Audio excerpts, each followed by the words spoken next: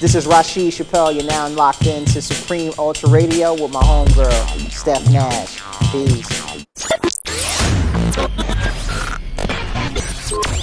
Right now, you're listening to Supreme Ultra Radio. Supreme Ultra Radio. Supreme Ultra Radio. Representing that real hip hop shit. Rocking with my girl Steph on Supreme Ultra Radio, baby.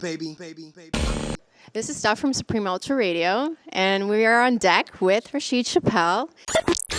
I'm the top seed in the Eastern Conference. The Black Adonis possess the flyness, whole style of some parallel. First of all, tell us where you're from. Passaic, New Jersey, small city about 10-15 minutes away from New York City. And were you raised in New Jersey as well? Born and raised, Project City, 07055. Did your upbringing and environment play a role in your lyricism? Oh, definitely. Yeah, I think, in fact, I know all of my music comes from real life experience. So I try to take my environment that I grew up in, things that I wish that I could do, and kind of incorporate it all into the music. So. I really am impressed with your lyrics. So before I build on the importance of your lyrics, I have bought you something to go with the other gift that I have, because I do think that you are a true lyricist. Wow. And you're definitely someone that I think this generation of kids needs to listen to and pay attention. But I want to talk about the way you pen your rhymes, because they're very colorful. So if you could give us a little bit of history of the importance of the colored paper and what you do to get into penning your rhymes, I think it's very interesting. Oh, wow. You know how this actually started? I started at a job that I had, and it was too much to bring my notebook to work. So at the job, they would have like different events or different updates of the system that they would pass out on our desk, and they would be different colors. And so what I would do is, and to this day, I only count bars after I've written them. But I would fold the paper in half and I would write, and I would know, like, once I got to this part of the page that it was 16 bars. Like, I had measured out that way. So it just became more convenient for me, like, to not have a lined sheet of paper. And, you know, like, I'm very picky. It has to be on black ink. The songs are like color coordinated, so if I start a verse, and I'm gonna use another sheet of red paper to finish the verse off. So it's just that's how it started. Now I want to ask, speaking of lyrics, I think I watched somewhere or I read somewhere that when you first started, you didn't think you were very good at rhyming, and I find that so hard to believe. Why would you say that? I mean, I guess because where I'm from, I didn't get a lot of support. You know, people, I mean, I did get support from the people that supported me. It was genuine, and it was immense. There was a lot of support from them, but like from the overall majority of people, I just didn't get a lot of support. And I always thought that I had a very funny voice. I couldn't really rhyme on beat, so I was just trying to focus on the words. Like, it's so funny that the lyricist, like, I just tried to focus on the lyrics. More important than this, like I always said that my style will be my substance. Some people, style over substance. So I said my style is going to be my substance. Make sure that my substance is, above reproach. So that's how I always approached it. Do you remember your first rhyme? Yes, as a matter of fact, I do. My first rhyme, it was, my very first rhyme, no, I don't remember. But I remember writing it to, I remember it was inspired by Black Sheep. I remember that album. A buddy of mine, a few years older than me, had the cassette, and we would go to his house after school and listen to it, because we couldn't listen to it like when his mom was home. So we would listen to it, and I remember saying, okay, I want to rap. Like, I want to rap. I was always around hip hop with my uncles and stuff like that, but I said, I want to rap. But the first rhyme that, like, in my first rhyme notebook, yes, it was, I forget how it starts, but I know it was like, I'll wash your mouth out with someone else's saliva, blow up the mic just like MacGyver. Once I do this, you say, how could this be? I thought he was only into comedy. Like, after 16, I'm hitting college. Like, it was crazy. It was terrible. I want to touch on the future before nostalgia. That's when I became really familiar with your work. I was building with my barber about the teachings of the father, how the woman is the earth and the black man is Allah. Preachers in the churches where they hooping and they holler, and the secrets of the Masons on the back of the dollar. I love Building 8, a very unique beat, and even my own son loves it. So you're doing something right. And in this era, when you have, like, he's only 14, so when I have him saying he likes this song and pay attention to the lyrics, that means a lot. I know many had gone on to say, and I used to believe the same thing, that was probably a very underrated album, and it didn't get the recognition that it deserved. And I used to think that until I had read something that you had said.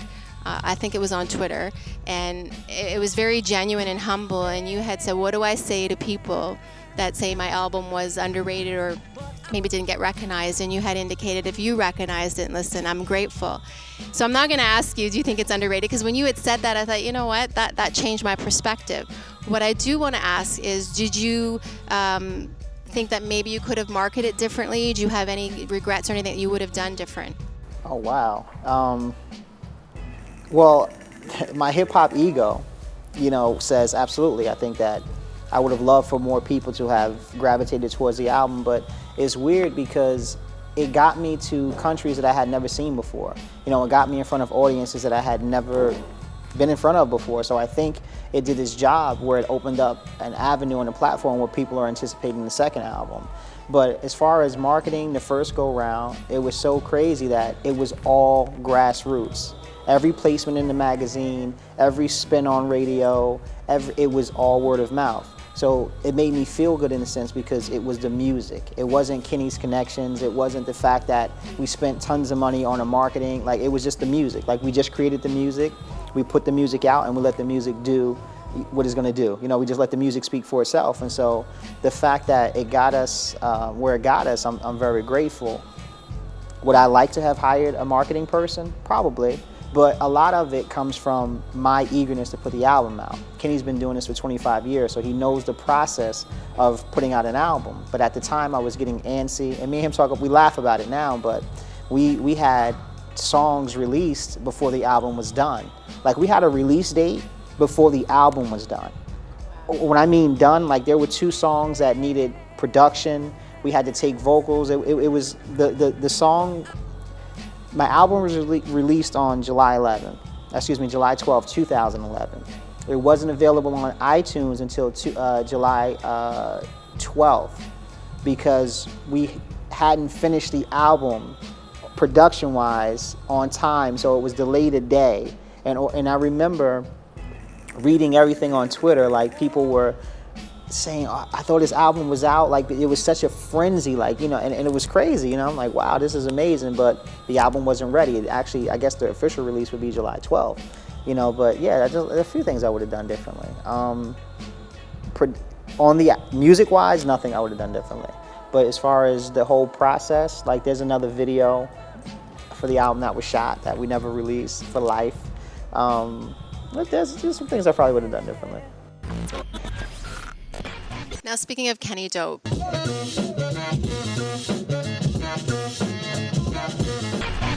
how did you, first of all, link with him? And were you ever at all intimidated working with someone, being relatively a new MC yourself, linking up with someone so prolific in hip-hop or in music in general? I didn't know who he was. And I was working with a producer by the name of Malik. And he was working for Kenny and doing house through Strictly Rhythm. And they had struck some type of deal together, whatever the case may be. And so the music that me and Malik was working on, he felt it.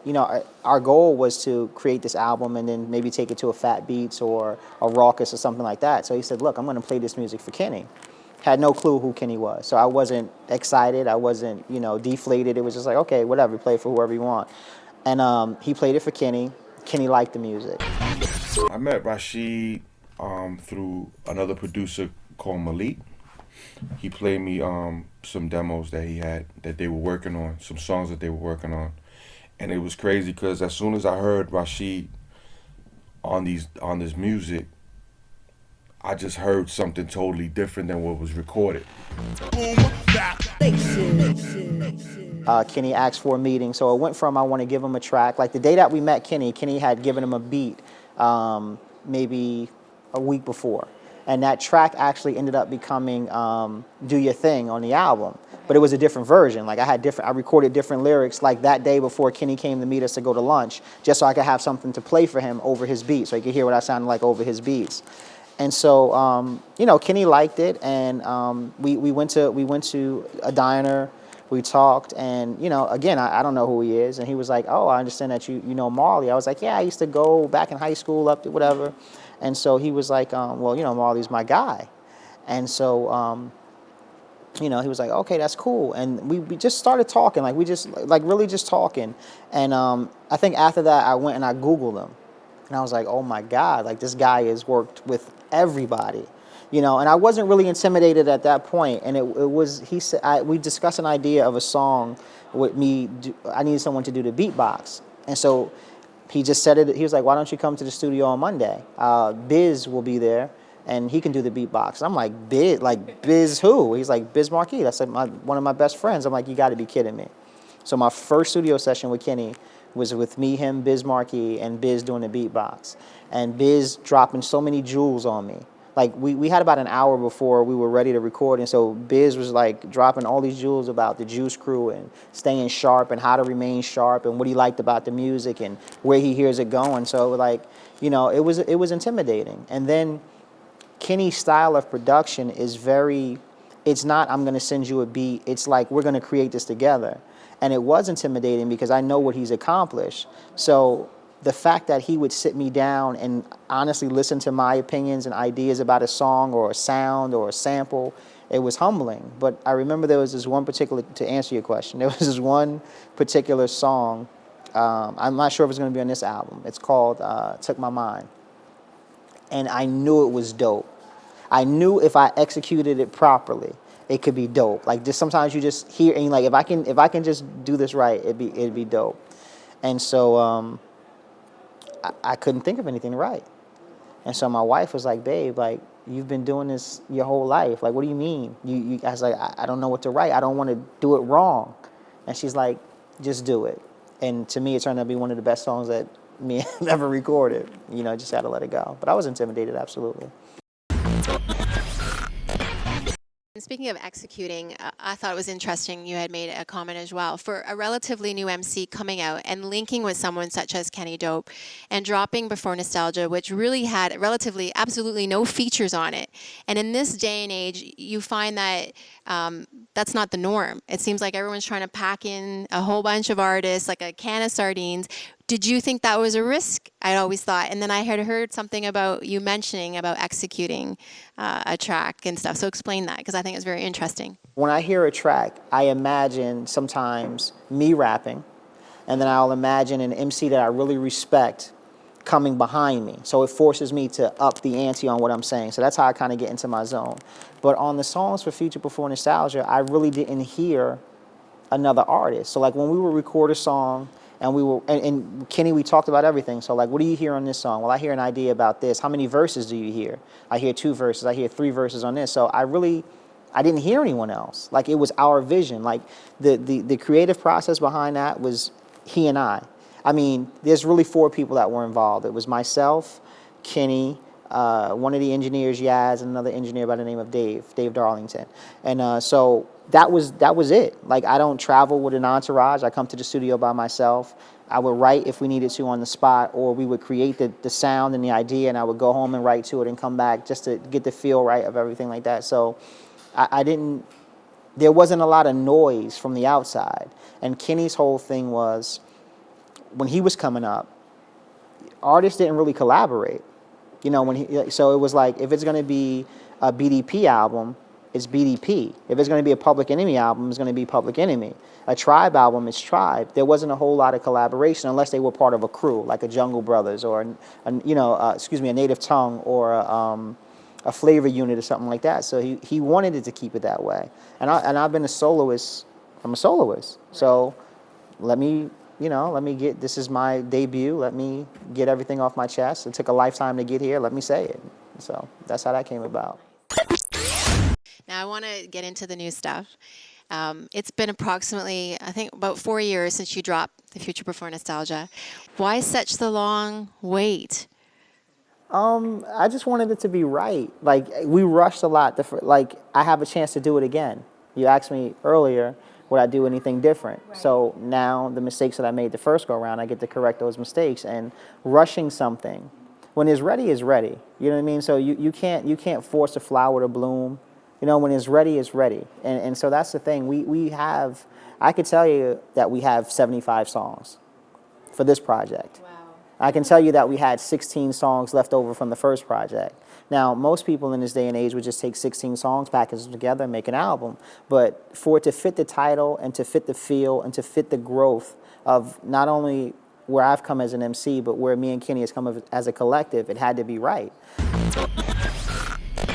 I feel like Future Before Nostalgia was a brainchild born from Kenny, because the reason it's called Future Before Nostalgia is because the initial album was going to be called Nostalgia, and we were going to do like a mixtape, so Future Before Nostalgia. And you know, I've never shared this before on camera, but we were going to, you know, sign with Raekwon's label, Ice H2O. And I remember being in the studio with Raekwon, and he's listening to tracks. And, you know, he's listening to the songs, and he was like, yo, like, this cannot be a mixtape. Like, this has to be an album. Like, this stuff is too good. And so we're like, okay, you know. And so, you know, it didn't work out, whatever the case may be with Ray. Great guy. But we did it, and we was like, okay, this is going to be an album. And so we stuck with the title. Our initial idea was after Future Before Nostalgia, the next album would be Nostalgia. But as we began traveling and I began making different songs, I just wanted this album to be me. My foundation, my brick, my mortar. And the brick is the harsh realities that I faced growing up. You know, I grew up in an environment, both of my parents were on drugs. And so, you know, I had to grow up early. You know, I had to grow up fast. But the mortar were the things that held me together. So it's my brick, it's the harsh reality, but it's those, the people who I consider my mortar that gave me a place to stay when I needed a place to stay, a place to be safe, that allowed me to express myself. So like those are the things that are all kind of woven into this album, my ideologies of how, you know, I tried to reconcile the idea of being taught morals from a drug dealer, right? You know, those two things clash. Like, wait a minute, this guy is teaching me about honor, loyalty, but he's selling dope. So how do you juxtapose those two things? You know, so that's what this album is. It's very compared to the first album, it's a dark album, but it's more soulful. Sonically, I think Kenny is 15 steps ahead of where he was there. I think lyrically, I just feel like it's more raw. Like if you think that Future Before Nostalgia was poetic or lyrical, and anyway, I'm always a fan of the lyricism. I think that this is here because it's almost like it's almost like the prequel. Like this is the life that led to that album. You know what I mean? Like this is the life I had to lead in order to get me to this album. Before I could get to Building 8, before I had that information that I was able to put on Building 8, I had to go through this. And that's what you get on this album. You get the you get the scar before you get the healing. You know, so like, I mean, that's what this album is, the wound, and Future Before Nostalgia is the healing process. That's what you hear on that. So the fact that I was able to, you know, write a song like Thankful, which is the last song, or a song like, even Break Loose, right? Because you hear Break Loose and you automatically think about, like, it brings a smile to your face, right? Yes, yes. However, if you hear a song on this album by Trickle-Down, it's called Trickle-Down Economics. I may change the title of the song, but Trickle-Down Economics. So that feeling of that song was popular during the Reagan era, right? So the Building 8, but if you knew how I was living during the Reagan era, while listening to that song as my escape from what I was, then, you know, yeah, it's a completely different story. In Brick and Mortar, is there any features, and what can we expect if you can give us that little tidbit? There are features, okay? Will it be on the final product? I don't know, you know, but some of the artists that I reached out to are people that I respect heavily, one of them being OC. You lack the minerals and vitamins, irons in the niacin, fuck who that I offend, rappers sit back, I'm about to begin. The jewels and just the support that he's given me as an artist, it means so much, because even as we were coming up here, I'm talking to my crew, and I'm telling them to, you know, like one day I was in New York, like I cut school, and we're walking up West 4th Street, and a buddy of mine recognizes Evil D. and he runs over to him, gets an autograph and everything. And now to perform at, you know, New York Summer Stage, and I'm with my family, and Mr. Walt is telling my son that, hey, your dad is great at what, like that, like, you know what I mean? Like to come from, it's phenomenal, you know, or to know that, you know, my cousin Lateef, who gave me a lot of the hip hop that I got early, was such a big fan of EPMD, and to have DJ Scratch on your album, you know, to know that one of my best friends, Damon, his favorite MC coming up was Lord Finesse, and to have Lord Finesse not only produce a track on the album, I don't even know if I should be saying this, but to lay down a hook, you know, on an album when he had, you know, like, so I mean, there's so many different things that is to have OC, like to come on, OC, Time's Up, Jewels, like come on, you know, as a art, I mean, you know, like it's humbling, like it means a lot to have OC say in an interview that the only two new artists that he listens to are Kendrick Lamar and Rasheed Chappell. Like, come on, this is, if you follow hip hop, this is the guy. This is OC. This is the guy.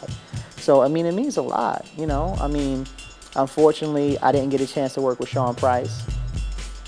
We actually spoke 2 days before he passed. And I wasn't really one of those guys that go like the overboard with the sentimental stuff, because the relationship he and I had was a relationship that he and I had. But, you know, I'll just share a brief story where, you know, P.F. Cutton was like, hey, is it okay if I give Sean your number? And I'm like, absolutely. And so Sean, being his big boisterous person, he called me and he was like, look, I'm a fan of your stuff. You know, here's my cell phone, here's my house number. You know what I mean? That's one person I wish I would have got the chance to actually lay that down, you know, and do that. So that's why when this, you know, it's like, you know what? Life is short, you know. If there's people that you want to work with them, you know. But again, it has to fit the story of the album. So it's not just reaching for features because we can get features. It's about making it fit. Like, it has to fit the story of the album. Do the math, you divide or you multiply, and pray to self, even God got crucified. Rock crosses, heads of dead prophets, squeeze lead is fed through chrome objects. With the vatos, find me with the rosters, in the barrios, find me in the projects. Sip the cocktail, Molotov feel a burn. Silly niggas turn to ashes, pick a urn.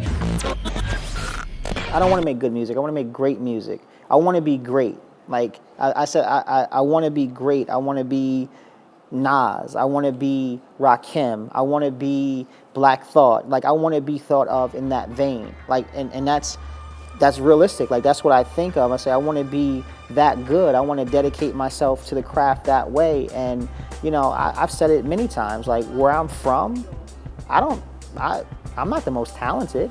You know, I don't have the best voice. I don't have the best flow. I don't have, you know, all those other things, but I think it's the work. Like, I'm willing to put in the work. And I look at people like a Michael Jordan, I look at people like a person like a Floyd Mayweather, and it's like, are you willing to put in the work? And if you're not willing to put in the work, it doesn't matter how much talent you have. Now, I think I have a gift. I think I was gifted. You know, I always said that, you know, like, for a long time I thought, okay, I have a talent.